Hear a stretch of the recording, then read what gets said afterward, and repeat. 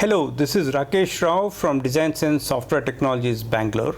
In this CADPower video, I am going to explain in detail about the draw tools. The draw tools, as the name indicates, is all about drawing or creating something new.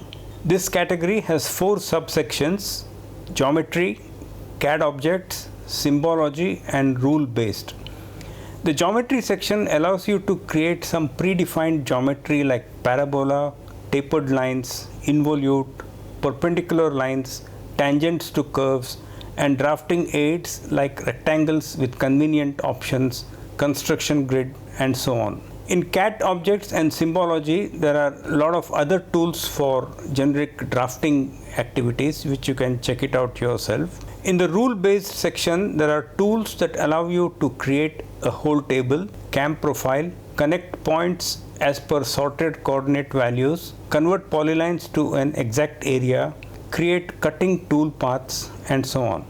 Now again, here we have just explained to you the most common and important tools. Check this section, it's very useful.